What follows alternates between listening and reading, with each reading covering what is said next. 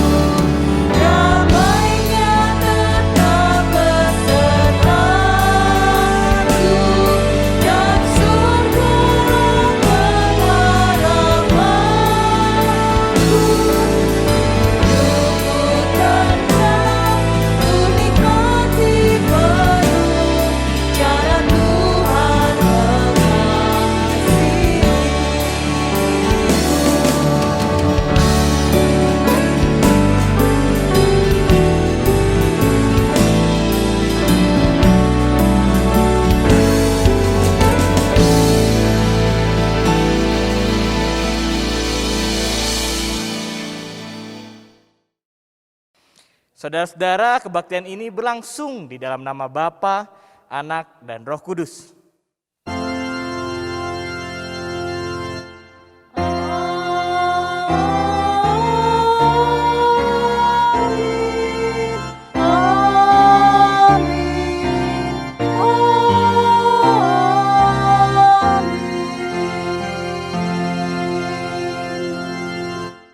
Kasih karunia dan damai sejahtera dari Allah Bapa menyertai saudara-saudara sekalian semuanya.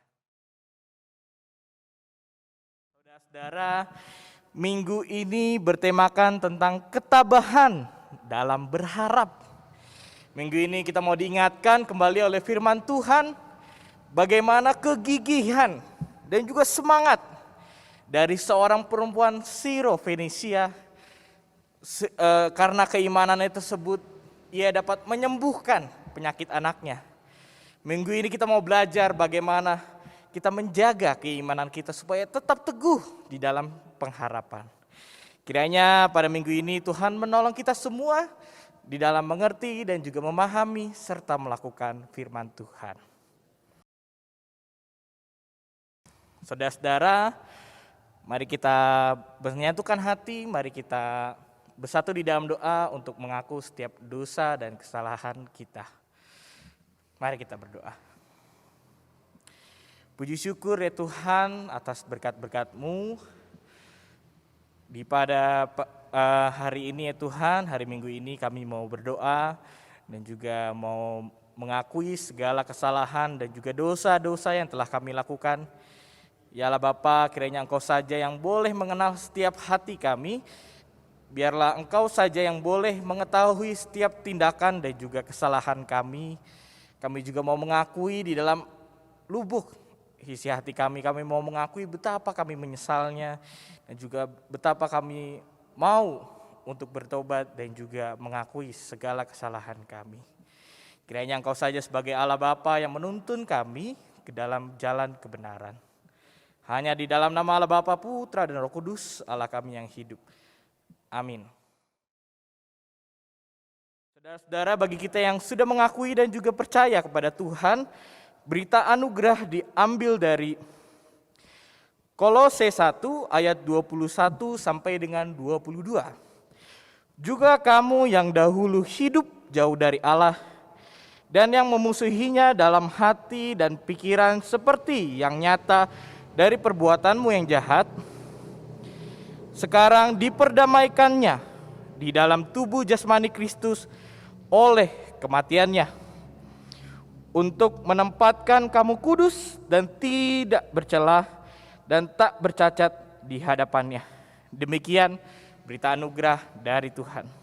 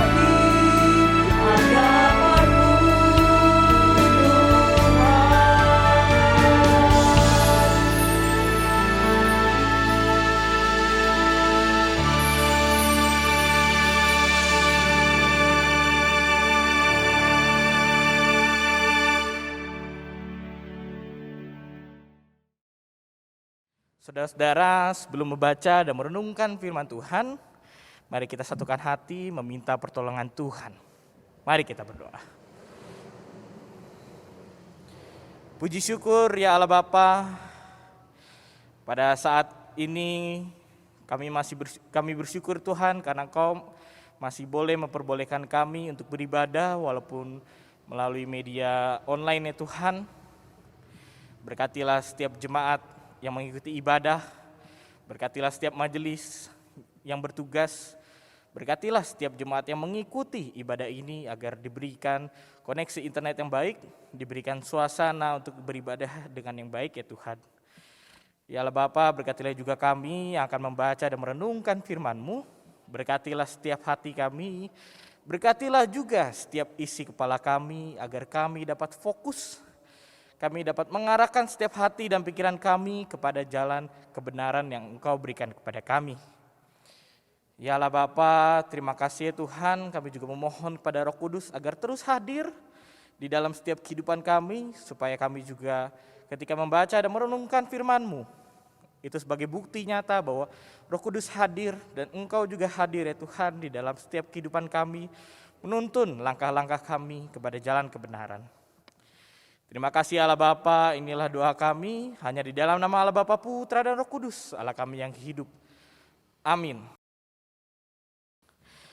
Saudara-saudara, firman pada minggu ini diambil dari Markus pasal yang ke-7 ayat 24 sampai dengan yang ke-30. Injil dari Markus pasal yang ke-7 ayat 24 sampai dengan yang ke-30. Lembaga Alkitab Indonesia memberikan judul Perempuan Siro-Fenisia yang Percaya. Lalu Yesus berangkat dari situ dan pergi ke daerah Tirus. Ia masuk ke rumah dan tidak mau bahwa ada orang yang mengetahuinya. Tetapi kedatangannya tidak dapat dirahasiakan. Malah seorang ibu yang anaknya perempuan kerasukan roh jahat segera mendengar tentang dia. Lalu datang dan tersungkur di depan kakinya. Perempuan itu seorang Yunani, bangsa Siro-Fenisia. Ia memohon kepada Yesus untuk mengusir setan itu dari anaknya. Lalu Yesus berkata kepadanya, "Biarlah anak-anak kenyang dahulu, sebab tidak patut mengambil roti yang disediakan bagi anak-anak dan melemparkannya kepada anjing." Tetapi perempuan itu menjawab, "Benar Tuhan, tetapi anjing yang di bawah meja juga makan remah-remah yang dijatuhkan anak-anak." Maka kata Yesus kepada perempuan itu, "Karena kata-katamu itu, pergilah sekarang, sebab setan itu sudah keluar dari anakmu."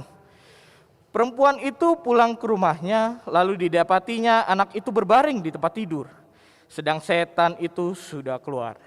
Saudara-saudara, demikianlah pembacaan firman Tuhan. Berbahagialah mereka yang membaca, merenungkan, serta melakukan firman Tuhan dalam kehidupan mereka sehari-hari. Haleluya.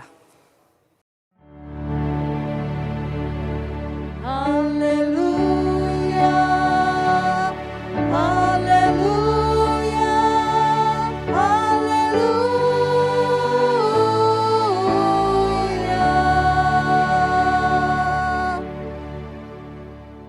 Saudara-saudara yang terkasih, perjalanan iman itu sama seperti dengan naik gunung. Mungkin karena kita tinggal di Paraan ini di antara gunung-gunung ya, mungkin ada jemaat yang sudah pernah atau pernah merasakan namanya perjalanan naik gunung ya. Bagaimana perjalanan naik gunung itu kita tahu bahwa banyak sekali ada rintangannya. Tidak mudah ketika kita menaiki sebuah gunung ya. Bagaimana kalau kita naik gunung tuh pasti rintangannya yang udah dibayangkan, mungkin aja hujan. Mungkin aja makan minum nanti di sana kurang. Mungkin aja dataran tinggi, datarannya tipis. Kita bisa mikir bahwa dataran tinggi itu dingin, udah dingin, napasnya sesak gitu. Apalagi kayak saya gini yang gemuk, yang udah naik turun tangga aja udah sesak gitu ya. Nah, maka dari itu segala kesulitan ini dan juga rintangan ini perlu kita hindari. Yaitu ya kalau misalnya hujan ya kita bawa jas hujan. Kalau misalnya makanan dan minum juga kurang, kita sediakan lagi stoknya dan juga kita mungkin kita menakar ulang jika di sana itu makannya yang bisa diprediksi lah habisnya berapa gitu ya. Namun sebetulnya jika kita naik gunung saudara-saudara, masalah terbesar dan yang terutama dalam menuju puncak tersebut itu bukan hanya peristiwa-peristiwa tadi yang saya sebutkan ketika hujan ataupun makanan kurang. Bukan saudara-saudara. Namun yang terpenting adalah bagaimana ketika naik gunung itu hilang pengharapan dan juga hilangnya semangat tidak akan membawa kita ke atas puncak saudara-saudara. Bagaimana ketika di tengah perjalanan kita merasakan namanya putus asa, merasakan ingin berhenti untuk mendaki dan juga melanjutkan perjalanan, kita ingin berhenti. Dengan begitu tidak akan membawa kita ke atas puncak gunung. Saudara-saudara, salah satu tokoh yang bernama Paul J. Stoltz mempunyai teori yang menarik, yaitu teorinya itu adversity quotient. Kalau misalnya disingkat itu AQ. Ya, artinya adalah bagaimana kecerdasan bertahan atau ketabahan dalam menghadapi sebuah kesulitan. Paul ini memiliki teori bagaimana manusia itu ada 3 tipe, saudara-saudara. Ada yang pertama itu adalah quitters, yaitu ketika mereka ketemu dengan namanya masalah dan juga kesulitan, mereka berhenti dan juga menyerah, mudah berputus asa. Lalu tipe yang kedua adalah campers, di mana mereka itu cepat puas dan juga tidak suka yang namanya tantangan, saudara-saudara. Jadi campers itu kayaknya buat tenda terus gitu ya, jadinya nyaman gini, wah nggak beranjak-beranjak, udah nyaman di situ-situ aja. Lalu tipe yang ketiga adalah climbers. Bagaimana climbers ini, tipe yang ketiga itu adalah memiliki kecerdasan berdaya tahan atau tingkat ketabahan yang tinggi. Mereka akan dengan siap dan juga segera untuk menghadapi namanya sebuah masalah. Mereka menganggap masalah itu sebagai sebuah tantangan. Mereka merasa tertantang untuk menemui yang namanya masalah. Sehingga tantangan tersebut dan juga masalah tersebut dianggap sebagai sebuah proses kehidupan dan juga proses untuk bertumbuh. Ya, saudara-saudara, di dalam kehidupan kita sehari-hari mungkin kita bisa menerawang atau bisa melihat atau menyadari atau ingat tipe-tipe orang yang quitters, campers ataupun yang climbers ini. Mungkin kalau orang-orang quitters gitu yang mungkin kalau kita lihat, wah si orang ini sama ini konflik langsung jauh-jauhan, menghindari sebuah masalah. Mereka kalau misalnya ketemu masalah tuh lebih baik mundurlah, berhenti gitu. Malas nyelesain masalah gitu ya. Mereka anggap itu sia-sia gitu. Atau mungkin yang campers. Misalnya contoh bagaimana mungkin gereja itu ada banyak gereja yang tidak mau berinovasi di tengah perkembangan zaman ini. Padahal perkembangan zaman yang semakin modern itu merupakan suatu masalah. Mungkin ada beberapa gereja yang merasa nyaman dengan apa yang mereka lakukan, merasa cukup dengan apa yang mereka lakukan sehingga mereka tidak mau berinovasi. Mereka tidak mau membuat perubahan baru untuk dapat mengikuti zaman gitu. Sehingga mereka seperti buat tenda gitu, nyaman di situ-situ aja. Atau mungkin ada juga saudara-saudara di antara kita yang tipenya climbers. Kalau misalnya ada masalah, kalau misalnya ada konflik terus dihajar. Terus mereka mau berusaha untuk menyelesaikannya. Sehingga kalau misalnya tipe-tipe selain climbers, lebih sering bagaimana mereka merasakan apa yang namanya putus asa dan juga ingin berhenti untuk memiliki sebuah pengharapan. Mungkin hal ini sama dialami oleh bangsa Israel ketika mereka dibuang ke Babel. Ketika mereka frustasi ketika dibuang ke Babel dan mereka merasa ingin berhentilah, berputus asa aja. Wah, udah dijajah lagi nih sama bangsa Babel. Namun Tuhan tidak tinggal diam. Tuhan tetap mau memberi janji pemulihan kepada bangsa Israel, di mana Tuhan menjanjikan bahwa ada sesosok juru selamat yang akan hadir, yang akan menyembuhkan tiap-tiap penyakit, yang akan memberikan pengharapan kepada mereka yang berputus asa. Tentunya Tuhan memberikan pesan ini kepada Nabi Yesaya. Mungkin saudara-saudara bisa membaca Yesaya 35 ayat 4 sampai 10 karena ini berhubungan dekat dengan firman yang kita baca di Injil Markus tadi. Lalu bagaimana sih firman Injil Markus yang sudah berbicara kepada kita? Tema kita berbicara tentang ketabahan di dalam pengharapan. Tabah sendiri jika saya cari-cari di KBBI, itu artinya adalah tetap kuat dan juga tetap berani dalam menjalani cobaan dan kesulitan. Tipe-tipe climbers. Bagaimana tabah ini bisa kita lihat di dalam sesosok perempuan Sirofenisia yang sudah kita baca tadi. Bagaimana cerita teksnya itu menceritakan tentang Yesus yang menghindar dari kerumunan orang. Yesus mau social distancing ya, bagaimana dia mau menghindari kerumunan dan pergi ke daerah Tirus, daerah Yunani non-Yahudi. Karena mungkin Yesus mikirnya, wah kalau di orang non-Yahudi dia gak bakal ketahuan, gak bakal dikenal. Namun gak juga, ketika Yesus pergi ke daerah Tirus, daerah Yunani tersebut, malah orang-orang tuh udah tahu, beritanya sudah tersebar luas. Sehingga ada sesosok perempuan Sirofenisia yang mendengar beritanya ingin bertemu dengan Yesus. Dengan memiliki harapan dan juga memiliki keinginan untuk Yesus dapat menyembuhkan anaknya. Nah, bisa kita lihat pada ayat 24 sampai dengan 30 terjadi sebuah percakapan di antara perempuan Sirofenisia dengan Yesus. Bagaimana perempuan itu yang sudah bersujud untuk memohon kepada Yesus. Namun apa yang Yesus katakan kepada perempuan itu? Mari kita lihat kembali di ayat 27.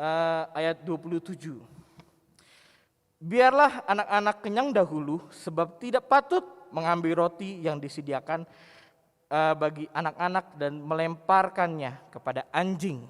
Wah, kalau orang Indonesia yang dengar udah emosi kali ya. Wah, kok saya dianggap sebagai anjing gitu ya, gitu. Mungkin orang-orang udah emosi, apa sih ini maksudnya gitu, kok dibilang anjing gitu. Namun saudara-saudara, apakah memang betul ketika Yesus mengungkapkan perumpamaan ini, dia mau menghina perempuan ini? Apakah betul jika Yesus memberikan perumpamaan ini, Yesus yang emang kesannya agak menolak ya, apakah memang betul menolaknya sampai menganggap anjing itu kan najis ya? Bagaimana orang-orang Yahudi menganggap orang-orang di luar non-Yahudi seperti orang-orang Yunani itu dianggap najis. Apakah Yesus juga sama? Menganggap orang-orang yang non-Yahudi juga najis. Hal yang menarik adalah bagaimana jika kita melihat situasi dan kondisi. Jika orang-orang Yahudi itu menganggap anjing itu gak pantas masuk ke dalam rumah. Apalagi ketika orang lagi makan, anjing masuk diam di bawah meja. Wah, itu udah kesalahan besar gitu. Namun kalau bagi orang Yunani, hal itu wajar. Bagi mereka itu anjing itu adalah peliharaan, saudara-saudara. Jadi orang-orang Yunani itu udah biasa. Namanya makan dengan anjing mungkin gitu ya, karena peliharaannya mungkin mirip kayak orang-orang Amerika sana, orang-orang barat. Ya, saudara-saudara, bisa kita lihat bahwa Yesus itu sebetulnya bukanlah bermaksud untuk menghina. Yesus tahu dia ada di daerah Tirus. Yesus tahu kok itu bukan daerah Yahudi.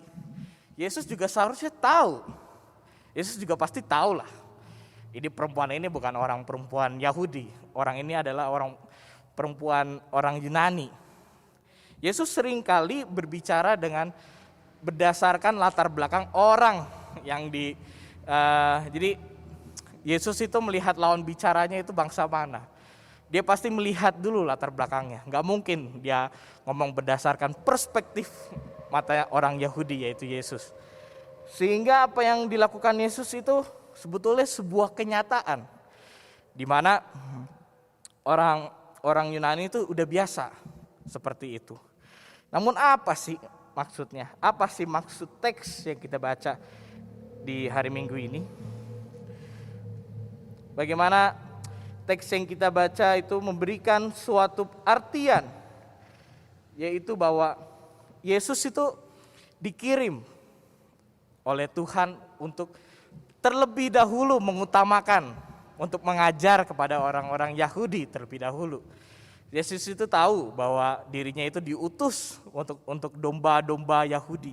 Kita sebetulnya bisa baca di ayat Matius, cuman itu akan terlalu panjang. Bagaimana intinya adalah Yesus itu dikirim untuk orang-orang Yahudi terlebih dahulu.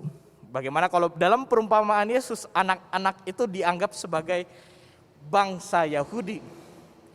Jadi Yesus itu dikirim untuk bangsa-bangsa Yahudi terlebih dahulu, lalu bangsa-bangsa lain yang terkemudian. Namun hal yang menarik adalah bagaimana perempuan ini juga menanggapi Yesus, bahwa anjing juga makan kok remah-remah yang dijatuhkan oleh anak-anak. Wah, hal ini menarik bagaimana perempuan ini tidak merasa tersinggung, saudara-saudara. Perempuan ini bahkan mau menempatkan diri dia sebagai anjing gitu, yang mungkin dianggap orang Yahudi sebagai najis. Tetapi bagaimana perempuan ini tetap bersiteguh dan juga tetap kekeh, ya kalau namanya orang Jawa Barat bilang kekeh pokoknya. Demi anaknya sembuh, pokoknya dia mau berjuang terus untuk meyakinkan imannya dan juga meyakinkan Tuhan Yesus. Bagaimana perempuan ini tidak merasa terhina walaupun dia dianggap anjing, saudara-saudara. Bagaimana dia menganggap bahwa memang Yesus sudah dikirim oleh orang Yahudi untuk mengajar. Namun kita sadar betul bahwa banyak sekali orang Yahudi yang tidak mau mendengarkan Yesus, saudara-saudara. Banyak orang Yahudi yang tidak mau mendengarkan Yesus, bahkan berencana untuk membunuh Yesus. Orang-orang Farisi dan juga orang-orang Saduki dan lain-lainnya merupakan anak-anak yang sudah diberikan makan oleh Allah Bapa ini. Roti kehidupan nih Yesus nih. Tapi anak-anaknya nggak mau, dilemparlah ke anjing gitu. Sehingga perumpamaan ini sungguh menarik jika kita teliti lagi lebih dalam, saudara-saudara. Bagaimana Yesus itu sebagai ibarat remah-remah yang udah sisa-sisaan, udah jatuh gitu ya. Masih bisa dimakan, masih bisa dicari. Anjing juga pasti kalau misalnya dalam dunia nyata ya, pasti mencari makanan yang terjatuh sisa-sisa di lantai. Pasti dimakan, masih bisa berguna. Begitu pula dengan perempuan Sirofenesia ini. Dia menganggap bahwa roti kehidupan itu dan juga iman dia kepada Tuhan itu walaupun sudah jatuh tetap bisa dimakan. Bisa ia konsumsi, bisa ia pakai. Balasan perempuan ini membuat Yesus terkejut dan juga memberikan pandangan bahwa iman perempuan ini sungguh sangatlah besar. Saudara-saudara, kita sadari betul bahwa kebebalan bangsa Israel dan juga mungkin sebagian dari kita juga pernah merasakan namanya tidak peka terhadap kehadiran Tuhan seperti orang-orang Yahudi. Namun juga ada banyak sekali orang yang tetap mencari firman Tuhan seperti orang-orang seperti perempuan Sirofenesia ini. Bagaimana perempuan Sirofenesia ini menunjukkan kegigihan, menunjukkan ketabahan, bagaimana dia berani, dia juga terus mencari iman itu, terus mencari kebenaran di dalam Tuhan. Walaupun ia sejujurnya yang pernah ditolak oleh Yesus. Begini Yesus di ayat 27 juga menolaknya terlebih dahulu. Namun perempuan itu tidak menyerah, saudara-saudara. Dia adalah climbers sejati, bagaimana teori Paul G. Stoltz tadi. Bagaimana perempuan ini tidak berhenti dan juga menyerah demi menyelamatkan anaknya dan juga demi meyakinkan imannya. Ya, saudara-saudara, mungkin Firman Tuhan pada minggu hari ini mau mengajak kita untuk terus berjalan, teruslah mendaki, teruslah mencari iman dan juga pengharapan di dalam Tuhan. Karena Yakobus sendiri juga pernah berkata bahwa iman tanpa perbuatan hakikatnya adalah mati. Bagaimana iman itu perlu juga diwujud nyatakan. Iman juga perlu terus untuk dibuktikan. Teruslah dicari, saudara-saudara. Bagaimana di dalam permasalahan dan juga kesulitan hidup, janganlah menyerah dan janganlah berhenti, saudara-saudara. Jadilah climber sejati, janganlah jadi quitters. Saudara-saudara, mengenai iman adalah perjalanan naik gunung, saya mau cerita sedikit ya. Bagaimana saya itu dulu pernah naik gunung. Wah, besar-besar gini sekitaran 100 kilo lebih ya. Wah, pernah naik gunung ya. Jadi naik gunung berasa gendong tas isi air banyak, bawa kantong beras di depan. Nah, pernah saya menjalaninya. Walaupun gunungnya itu pendek, Gunung Andong ya. Gunung Andong itu cuma sekitar 1.700 meter di atas permukaan laut. Itu terjadi di saat tahun 2019. Saya bersama dengan pemuda-pemuda di GKI di Semarang, kami mau mencoba. Banyak juga beberapa dari mereka yang belum pernah naik gunung, termasuk saya. Jadi saya merasa, wah, tantangan baru nih. Wah, ini sebuah pengalaman baru lah untuk bisa digapai gitu. Wah, saya merasa penasaran. Oke lah, temennya banyak, berani gitu aja. Berani udah. Begitu nyampe sana, saya itu mulai berjalan, mulai mendaki itu sekitar jam berapa ya? Jam 7 atau jam 8. Itu gelap sekali gitu, udah masuk hutan malam-malam ya. Mungkin di Andong bagi saudara yang pernah mendakinya, saya nggak tahu pos mana, cuman trek pertama yang saya temui adalah tangga. Wah, begitu udah tangga, wah oke lah, jalan dulu jalan. Kira-kira udah anak tangga yang ke-20-30 udah,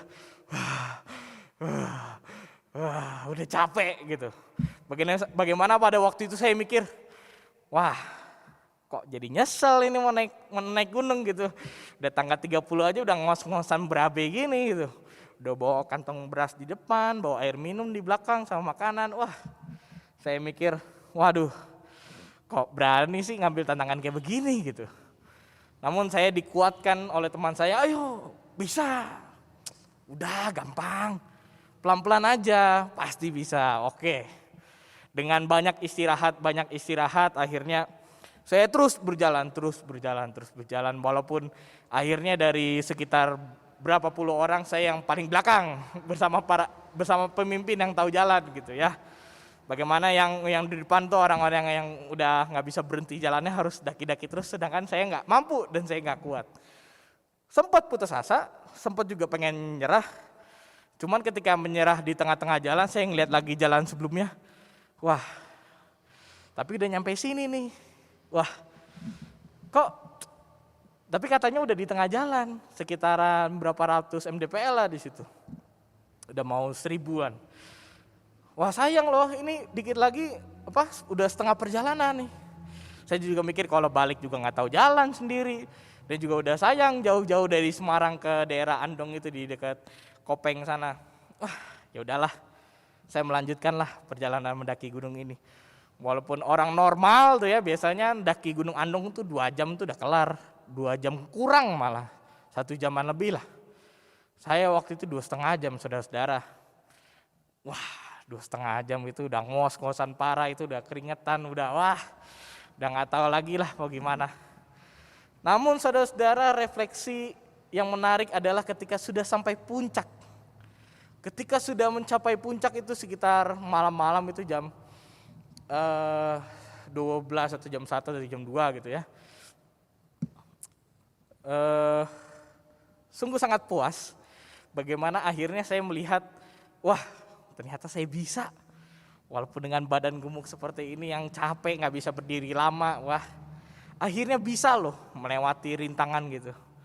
Ketika bangun pagi saya melihat, wah indah sekali ternyata naik gunung, puas sekali. Bagaimana naik gunung itu menurut saya adalah sebuah perjalanan iman. Bagaimana naik gunung itu dapat menguatkan iman saya kepada Tuhan. Mungkin saudara-saudara kalau mau nyoba boleh gitu ya. Bagaimana saya ketika mengalami dan juga menjalani naik gunung itu, ketika pagi itu saya ngelihat ke bawah, itu loh pos pertama yang kita lewatin, wah sungguh sangat, wah nggak bisa diungkapkan dengan kata-kata. Bagaimana bagi saya secara pribadi walaupun orang bilang gunung pendek, namun bagi saya itu sudah merupakan perjalanan yang luar biasa. Bagaimana saya melihat bahwa setiap perjalanan orang kalau naik gunung, setiap pergumulan orang kalau naik gunung itu sama kayak perjalanan iman. Bagaimana orang-orang tuh tidak sadar ketika mereka mengalami masalah di depannya, ketika mereka lihat ke belakang aja, coba lihat ke belakang. Sadarilah bahwa jalan yang sudah ditempuh itu sebetulnya sangat jauh. Saudara-saudara itu sudah melewati namanya lika-liku kehidupan. Kalau misalnya berhenti menjadi quitters. Namun sesuai dengan firman Tuhan yang sudah kita jalani adalah bagaimana teruslah climbers. Menjadi seorang climbers, teruslah mendaki. Janganlah kita menjadi putus asa, karena yakinlah di dalam Tuhan. Yakinlah di dalam Tuhan Yesus yang sudah memberikan penyembuhan sejati bagi anak ibu perempuan Sirofenisia tersebut. Ya, saudara-saudara, mungkin refleksi saya dari perjalanan naik gunung ini adalah mungkin kalau saudara-saudara pengen nyoba naik gunung, naiklah waktu malam-malam. Karena kalau waktu malam-malam ya walaupun ngeri, gelap-gelap, takut ada tebing apa gitu. Cuman yang menariknya adalah kita tidak akan melihat garis finishnya. Kita nggak bakal melihat puncaknya di mana. Tiba-tiba tahu aja udah nyampe gitu. Sama bukan seperti menjalani perjalanan iman. Bagaimana kita tidak tahu, gelap gulita, kita tidak bisa melihat masa depan. Masa depan itu adalah misteri. Misteri yang Allah saja yang tahu. Namun yang Allah mau dalam diri dan dalam lubuk hati kita adalah bagaimana kita mau terus berpengharapan, terus tabah dalam pengharapan, terus berani dan juga terus semangat dalam menghadapi pengharapan. Jadi kiranya Tuhan menolong setiap kita untuk terus yakin dan juga terus berpengharapan di dalam Tuhan.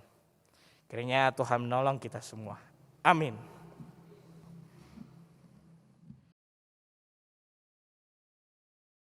Saudara-saudara, mari kita bersatu hati, mari kita menaikkan syafaat bagi Tuhan. Mari kita berdoa.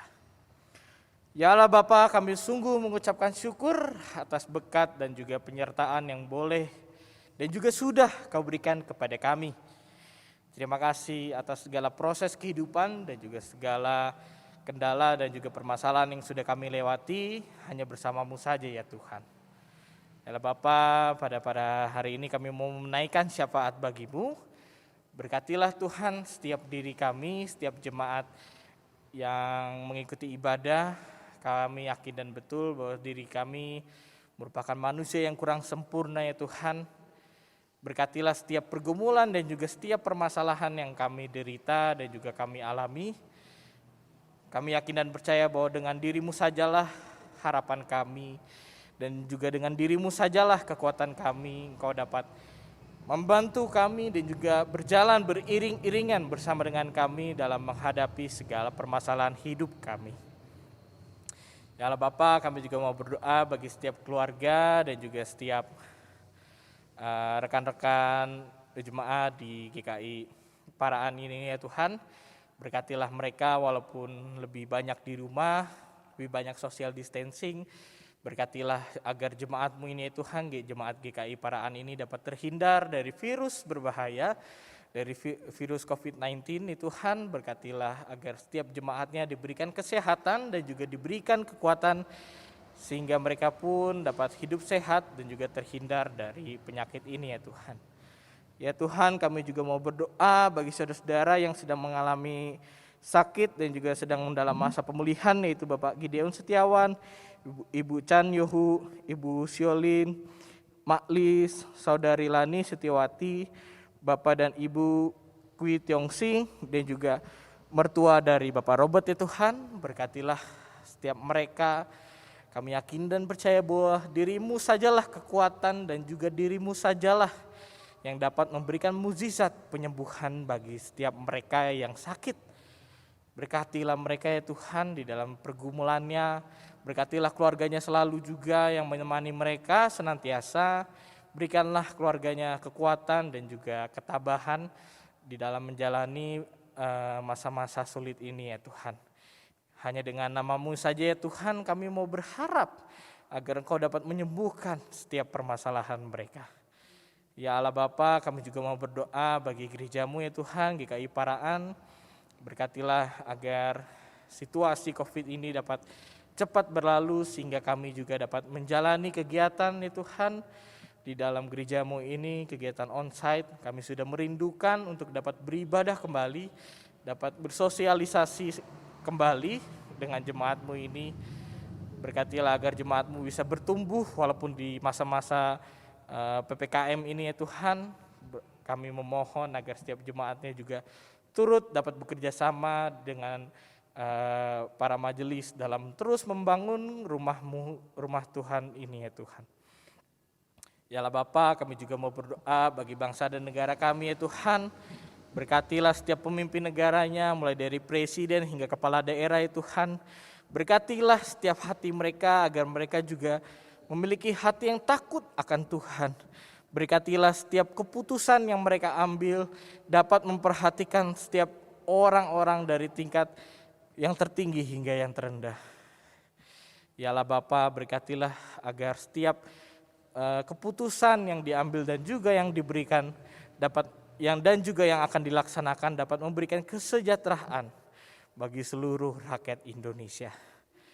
Ya Allah Bapa, begitu banyak doa-doa yang tidak bisa kami sebutkan, namun kami yakin dan percaya bahwa Engkau mengenal setiap hati kami. Engkau mengetahui apa yang kami inginkan dan kami butuhkan. Kiranya doa yang kurang sempurna ini dapat Engkau sempurnakan, dapat Engkau terima ya Tuhan. Kami mau bersandarkan dan juga kami mau berserah semuanya ini kepada diri-Mu saja ya Tuhan. Hanya di dalam nama Allah Bapa, Putra dan Roh Kudus, Allah kami, sumber kekuatan kami, sumber kebijaksanaan dan sumber kehidupan. Amin.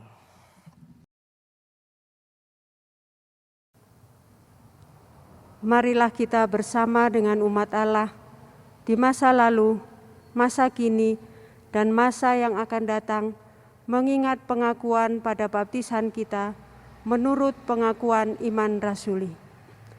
Aku percaya kepada Allah, Bapa yang Maha Kuasa, Khalik langit dan bumi, dan kepada Yesus Kristus, Anak-Nya yang tunggal Tuhan kita, yang dikandung dari Roh Kudus, lahir dari anak darah Maria, yang menderita sengsara di bawah pemerintahan Pontius Pilatus, disalibkan, mati dan dikuburkan, turun ke dalam kerajaan maut. Pada hari yang ketiga, bangkit pula dari antara orang mati, naik ke surga, duduk di sebelah kanan Allah, Bapa yang Maha Kuasa, dan dari sana Ia akan datang untuk menghakimi orang yang hidup dan yang mati. Aku percaya kepada Roh Kudus, gereja yang kudus dan am, persekutuan orang kudus, pengampunan dosa, kebangkitan orang mati, dan hidup yang kekal. Amin.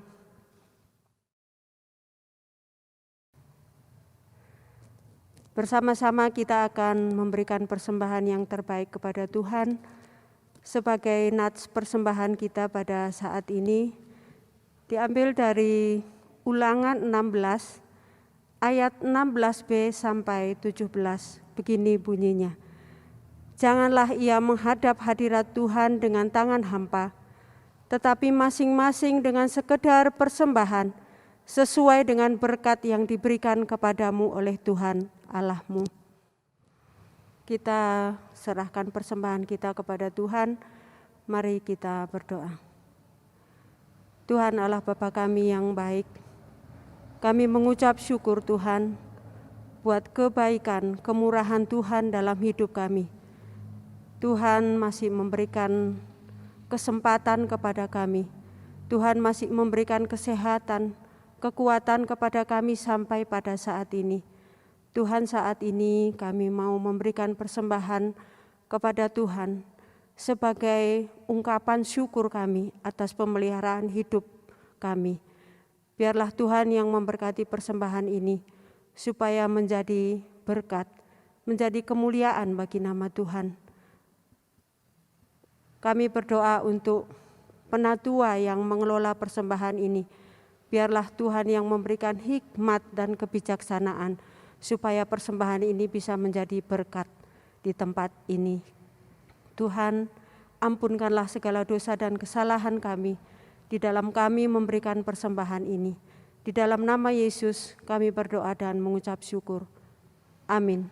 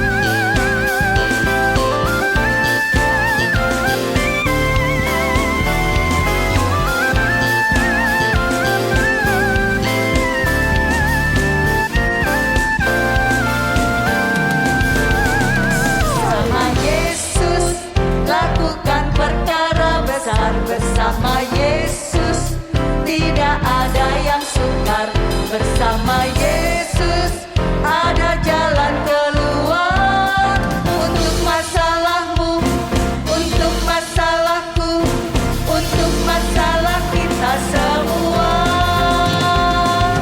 Yesus anak domba Allah, juru selamat kita semua. Yesus tabib yang ajaib, Dia menyembuhkan, Dia mengkuduskan, Dia membenarkan, Dia Raja segala raja.